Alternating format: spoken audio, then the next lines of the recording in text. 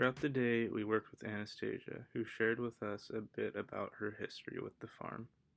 I'm the food distribution manager and assistant farm manager. So I got here as a fellow, so I did our young adult fellowship where you do an immersive earth-based Jewish learning and then farm learning, and then I stayed on as a farm hand, and now I'm still.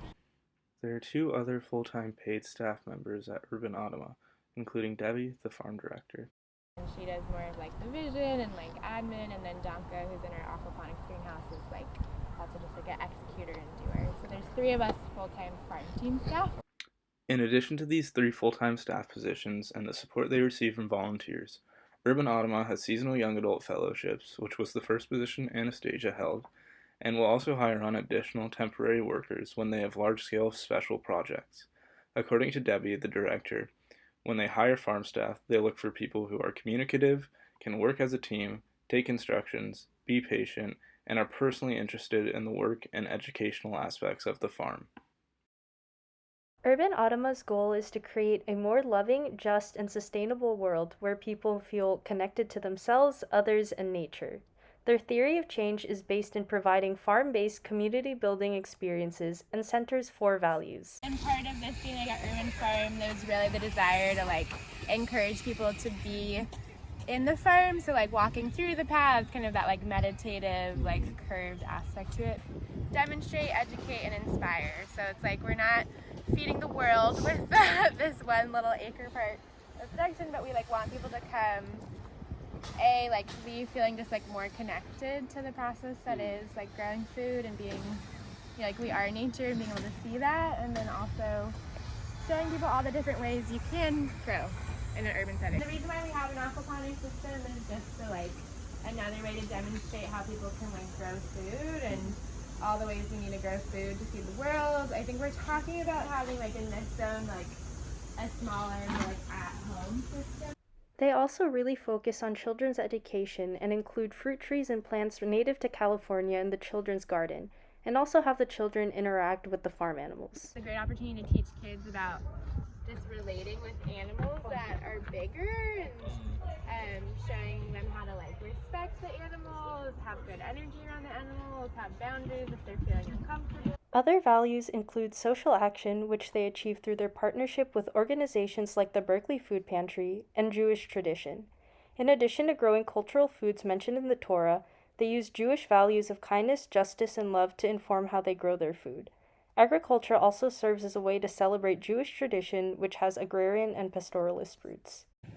One problem that we discussed with the farmers who volunteer here is that the design of the farm is more purpose to please aesthetics rather than functionality.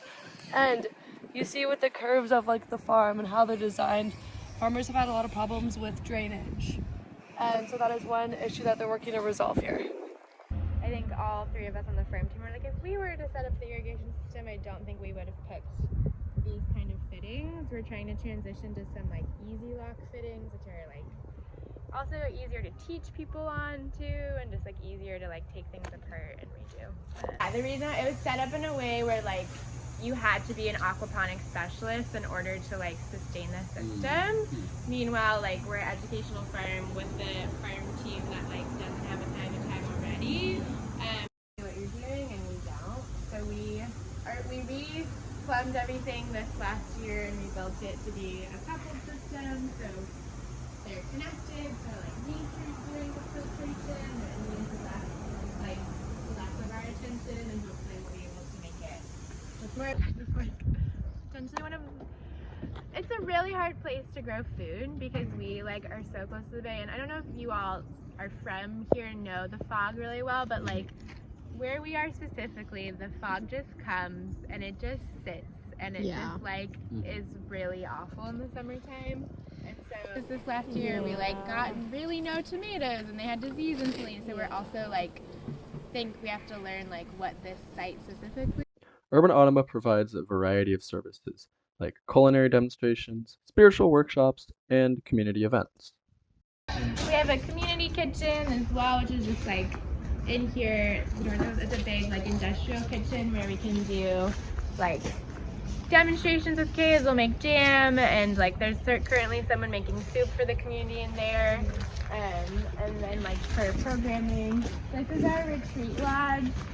So this is best to like host overnight retreats on the farm.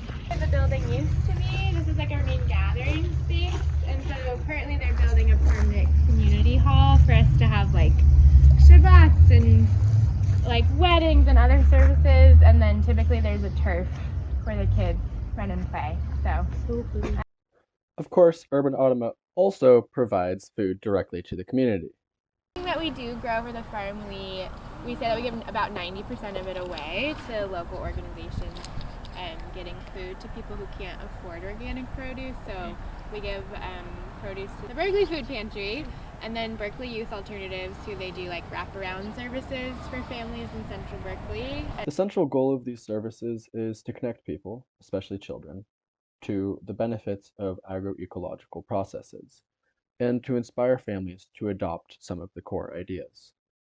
Urban Adamah embodies many agroecological principles. One that especially stood out was the principle of biodiversity.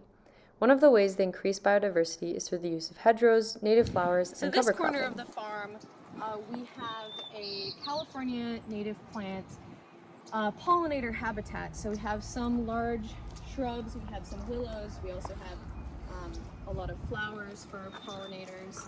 And this serves several important purposes, from providing habitat to pollinators, drawing away pests from other plants, as well as absorbing nitrogen runoff so that it doesn't run into the bay. Urban Adamah also embodies the principle of animal welfare. One of the ways they practice this is by making sure their goats are well loved and cared for at all times. Specifically, it's about finding the right line of like boundaries and like taking care of their needs and how do you like take care of them ethically while also taking milk from them. The whole time we were there, the goats were super happy. They were playing, they have toys, a lot of space, plenty of food and water, and we know that they got a lot of love and care. Ultimately, Urban Adamah is a perfect, real-world example of everyday people coming together to create a food and community-centered space that embodies agroecological principles and is sharing the beauty of them with the world. And we felt so lucky to enjoy a day taking it all in.